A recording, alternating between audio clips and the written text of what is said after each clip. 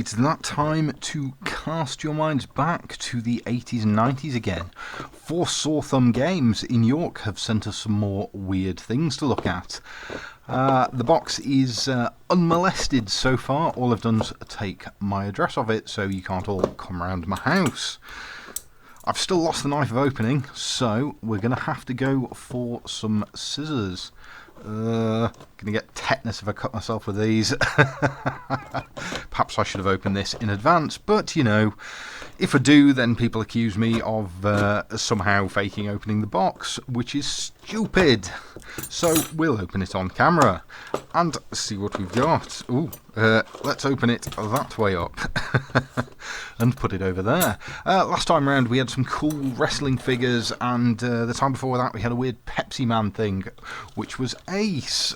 Yep, here is some stuff from Sore Thumb. So these guys are great. They're a little retro game shop. They also run a website and a Facebook page and an Instagram account. Facebook page is more sort of a community-based thing, so if you're into chatting about games, this is pretty good. But yes, the Sore Thumb guys are much appreciated, because they quite often have rare things in. What have we got in the box? Oh, it's Lisa Simpson with a saxophone. Ah, this has a real McDonald's toy feel to it. Yes, it turns at the waist. Burger King, there we go. Yes, so this is a Burger King toy from, I would assume, probably the early 90s.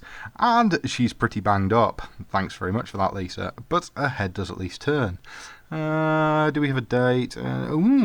Copyright 2000. Fair enough. You're a bit too late for us to be interested in, Lisa. Oh, but we can pull her head off. Shit. Well, as you can tell, I probably didn't mean to do that. Oh well, sorry, Lisa. Not to worry, you stand over there, love. Oh dear, I see how this video is going to go. Wait, what else have we got in the box? It's the Texas Tornado. It's a wrestling card. Okay. £254 Denton, Texas. The Texas Tornado. Yes, so this guy's a wrestler from the early 90s, I believe. Yes, here we go. 1991 Classic Games Inc. Fair enough. Well, that's quite nice. What else have we got? Have we got some more of these? No. Ooh. This is not what I thought it was. We'll come back to that. This is one of these mini comic things that used to come with Kenner figures, I believe. What else have we got? Excellent. We have a early 90s Marvel trading card. This is Cerise, Marvel 1992 down in the corner, yes. Nice art, that is. Hello, Cerise. Well, she's only 3 on the strength rating, and 2 on the intelligence, but 6 on the fighting ability. Excellent. The lovely crimson-clad Cerise is an extra-dimensional alien who isn't very good at most things, or very bright, apparently. Okie dokie. What else have we got?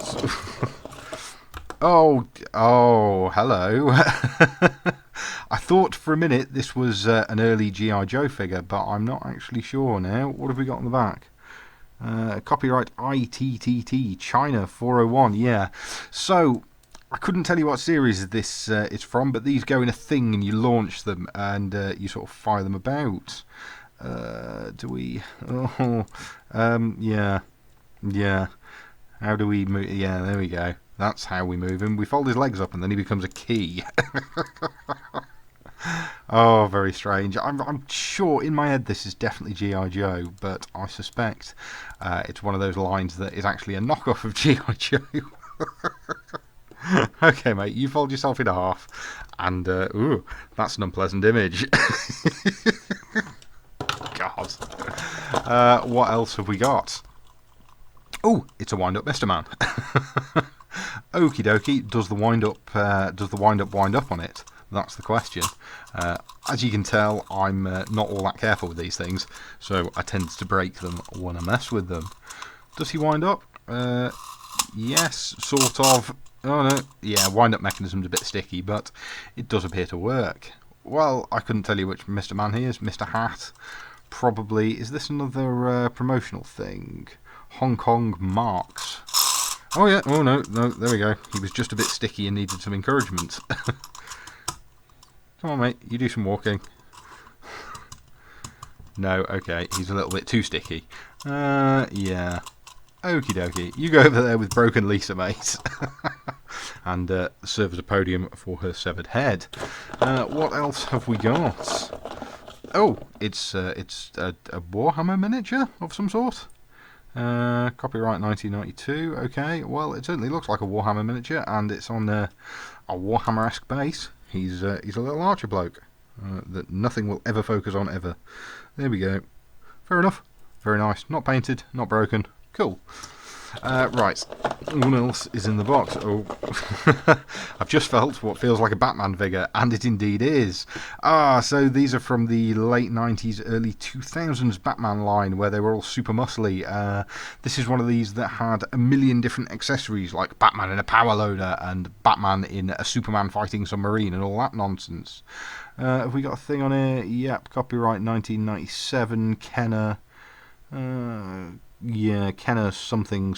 I can't read that. Might be 02, Kenner 02 possibly. So that confirms that early 2000s thing. But yes, this is one of these stupid Batman suits because for some reason you could get 900 million Batmans and not all that many villains. You could get the occasional Catwoman and the old Joker. But majoritively it was heroes with stupid accessories. Which is fine, because this is quite a nice Batman figure. In fact, I suspect this Batman figure might find his way to the shelf with possibly a He-Man sword to go in those hands. What else is in here? Oh, it's another one of these Marvel cards. Supervillains. Necrom. Is this one of these Green Lantern villains? Is Green Lantern even Marvel? Let them taste real power. Yep, this guy's got lots of power and lots of intelligence. Not much strength, though. Necrom was known and feared throughout the multiverse as a conqueror of worlds. Excellent. Well, these are quite nice to have, these 90s Marvel cards. I do like me some trading cards. I was expecting more wrestling ones, though, if we're being honest. What else have we got? Oh, it's a Thunderbirds figure. Yeah, this is this is pretty damn banged up. This might be an 80s one, I suspect. Might possibly be 90. Yeah, okay, I think this is one of the 90s ones because the articulation's a bit better, and the 80s ones tended to twist at the waist, from what I remember. What have we got? Matchbox, yeah, copyright 1992. Fair enough. In my head, this one's Scott, but it's been a long time since I've seen Thunderbirds, and I can't honestly remember all of them. I think Scott was the space station lad, and this might be him. There he is with his sidearm and his generally being pretty rubbish. But, you know, Thunderbirds and Jerry Anderson, pretty good overall. Well, you might make it to the shelf as well, mate. Shame about your hat. It does say International Rescue on it, however. Right, what else have we got in the box? Oh, bloody hell. Oh, this is, I want to say it's a monster in my pocket. Might well be a monster in my pocket, in fact. What have we got? NBR, copyright Meg, China, fair enough. These are like these, I remember these mostly as sort of muscle wrestling figures with the weird monsters, but I don't remember any being this hideous yellow, so it's much more likely to be either some sort of boglin or a monster in my pocket or something, but what they are is soft and rubbery and bloody weird designs. Come on, you focus. Yeah, the camera won't even focus on that, I don't think, because it's too much of a mess. But this is like a caveman with a million heads and a big club. He's pretty good. I do like these. I've got a big box of these somewhere in an attic. What else have we got? Ooh, this might be the last thing then. Oh, it's some sort of Star Wars figure. Not all that familiar with the older Star Wars figures, as I think I've proven myself on this channel in the past. But this is quite an interesting one. Is this one of the... Yes, this is one of the 80s ones. So the 80s one's quite limited articulation. You just got the legs and arms. Bit more like the old... oh, damn it all. Pre-G.I. Joe, whatever the action figures pre-G.I. Joe were, that I now can't remember the name of, because I'm not used to looking at action figures these days. But these were replaced in the early 90s by the Power of the Force range, where Luke Skywalker looks more like this than like this. But these are pretty nice, and this is one of the Squid Blokes. Yep. I don't know what more I can say about that. This is one of the Squid Blokes. As I said, don't know too much about the 80s Star Wars figures. Just not my thing. But yeah, that is a very nice figure. Are we going to focus on him at all? Ever? No, apparently we're not. Come on, you want to see that face? There we go. That is a good face. You know what? That's a really good sculpt for an 80s figure. Normally they're a bit rubbish, but that's quite nice. Okay, so let's end by having a look at this Superpowers Collection, number 11, Green Lantern. I think that answers my question whether Green Lantern is Marvel or DC. It's clearly DC. Become a charter member of the Superpowers Fan Club. Receive an official Superpowers Charter membership certificate. Oh boy, I can't wait. Where's this from? 80s, is it? Yeah, here we go. Expires June 30th, 1985. Just appreciate that given this is a bit of scrappy, flimsy paper, flimsy paper, this has survived since 1985 with no dog-eared corners, and it's not bent up, and it's not all yellow and horrible, and that's done really, really well. Superpowers Collection, copyright 1983, this says expires 1985. Coast City Civic Centre, where the elite of the aviation industry are gathered this evening. Excellent. Well, this is quite a nice little miniature thing, this is, and I can't believe how well it survived. I'm obviously not going to read through it and narrate it, but feel free to pause it and read it yourself if you're interested in this sort of thing, because it is important that we preserve our history, and this is one of these things that's probably never going to get re-released ever, because for some reason the entertainment industry does not like preserving their history. Perhaps it's because of some questionable choices they make, but who knows. I think I'm mostly just talking to myself now. Anyway, more comics, your favourite DC comics delivered every month. Subscribe to anyone, only $6, regularly $9. $6 a month? That's, even in the 80s, that seems quite a lot for one or two comics.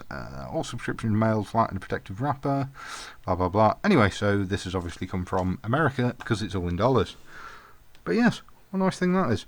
If I get round to it, I'll do a scan of this like I did with the He-Man one we had a while ago and host it on the website. Incidentally, if you're interested in reading any of the rubbish I've ever written about anything like refurbing PlayStations or disc rot, feel free to visit the website, which is mattgames.uk. Right, well, that is probably it. Thank you very much to the lovely guys at Sawthumb Retro Games again, and we'll be back with another one of these some other time. Subscribe for more.